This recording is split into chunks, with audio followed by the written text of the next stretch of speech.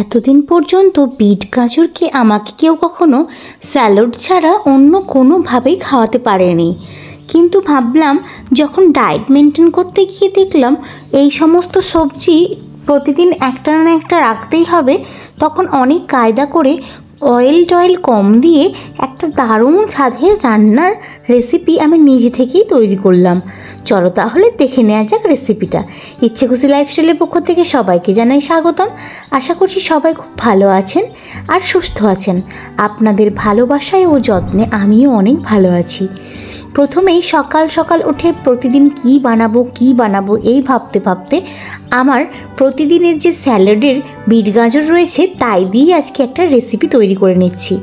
Bit, আলু আর বিম কড়াই এই তিনটে দিয়ে আমি একটা ভীষণ কম মশলায় একটা রেসিপি করে দেখাচ্ছি, যেটা ভীষণ সুন্দর খেতে হয়েছিল। প্রথমেই অল্প একটু তেল দিয়ে আমি একসাথে বিট গাজর আর বিম কড়াই একসঙ্গে দিয়ে দিচ্ছি।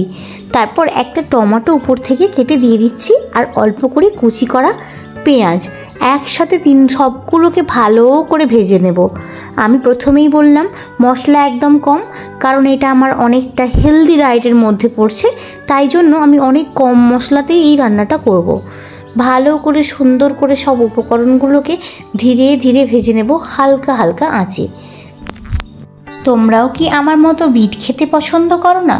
যদি পছন্দ না করে থাকো অবশ্যই কমেন্ট করে জানাবে। যারা যারা বিট খেতে পছন্দ করে না তারা কিন্তু এইভাবে একবার বিট ট্রাই করে দেখতে পারো। সত্যিই ভীষণ সুন্দর লেগেছিল এটা খেতে। অল্প করে পেঁয়াজ কুচি দিয়েই আমি এবার পুরো উপকরণটাকে একসঙ্গে ভালো করে ভেজে নেব।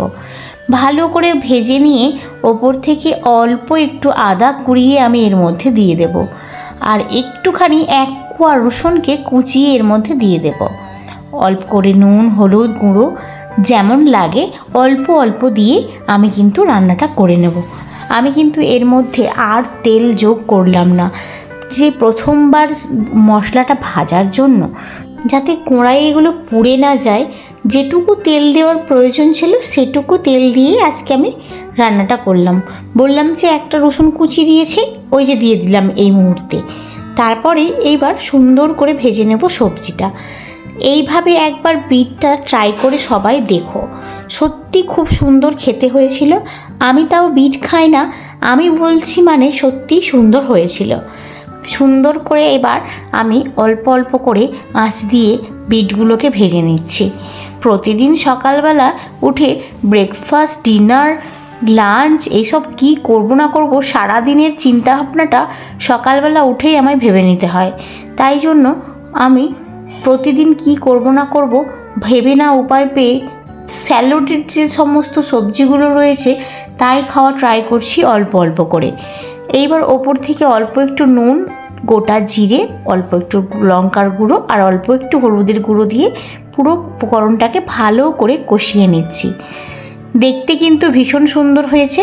আমি অনেকবার দেখেছি বিট গাজরের তরকারিতে খুব একটা বেশি হলুদ দেওয়ার প্রয়োজন হয় না, যেহেতু বিটটা পুরো লাল কালারের হয়, তো আমি মনে করি এর মধ্যে হলুদ দিলেও যে তরকারিটা খুব একটা হলুদ হবে তা কিন্তু নয়। তাই জন্য আমি হলুদের পরিমাণটা একদম সামান্য রাখি, যাতে শুধুমাত্র কালারটা একটু চেঞ্জ হবে জাস্ট এই জন্য। তারপরে তো তরকারির কালার পুরো রেডি হয়ে যাবে।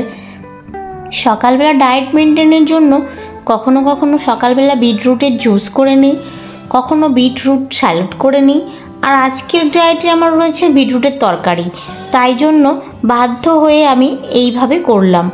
কিন্তু তরকারিটা শেষমেশ খেতে এত সুন্দর হয়েছিল যে তোমরা ট্রাই না করলে বুঝতেই পারবে না। অল্প একটু চিনি ওপর থেকে ছড়িয়ে দিলাম, পরে চিনিটা দিয়ে ভুল করেছি মনে হলো, কারণ বিটটা এতটাই মিষ্টি ছিল, তারপর চিনিটা দেওয়ার পর আরও যেন বেশি মিষ্টি হয়ে গেছে। তো আমার বদলে তোমরা যখন এটা করবে চিনিটা কিন্তু স্কিপ করে যেও। আমার কিন্তু খুব অসুবিধা হয়েছে চিনিটা দেওয়ার পরে। আমি যদিও রুটির সাথে খেয়েছি বলে খুব একটা অসুবিধা হয়নি, কিন্তু এটা ভাতে যারা খাবে তাদের কিন্তু ভীষণ পরিমাণ অসুবিধা হবে।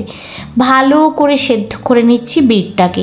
বিট যত গলা গলা হয়ে সেদ্ধ হয়ে যাবে তরকারিটা কিন্তু তত বেশি ভালো হবে। তবে শক্ত শক্ত হলে অসুবিধা লাগে, কামড়ে কামড়ে খেতে হয়। তাই জন্য বলছি বিটটাকে একদম নরম করে গলিয়ে নেবে।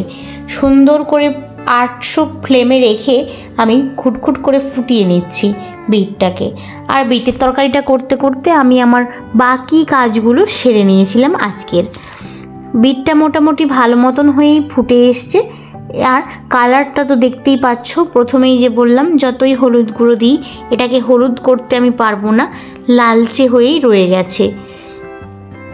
বিটের তরকারিটা ফোটাতে বসিয়ে আমি আমার বাকি কাজগুলো সেরে নিয়েছিলাম।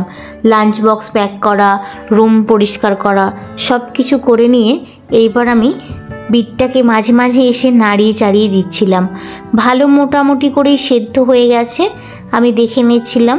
ইন্ডাকশানের ফ্লেমটা অফ করে এইবার আমি নামিয়ে নিচ্ছি তরকারিটা। ভীষণ সুন্দর হয়েছিল, যদিও হালকা পাতলার মধ্যে, তার ওপরে আবার ভালো সুন্দর স্মেল আসছিল এটা থেকে। আমি কিন্তু এটা রুটির সঙ্গে খাবো। আর একদম সুন্দর করে রেডি করে নিচ্ছি আমার লাঞ্চের বক্সটা। যদিও আমার এটা অল্প ছোট্ট বক্সে ঢালতে গিয়ে পড়ে যাচ্ছে বারবার। এটা বড় বক্স হলে হয়তো এমনটা হতো না। আর আঞ্জা তো পাচ্ছি না, কোনাটার সঙ্গে আমি খুব একটা বেশি পরিচিত নয়, এই নতুন নতুন এটাতে ব্যবহার করতে শিখেছি, তো পরে হয়তো হবে না। ভিডিওটা কেমন লাগলো অবশ্যই কমেন্ট করে জানাতে ভুলে যেও না। ভালো লেগে থাকলে একটা লাইক করে যেও। টাটা।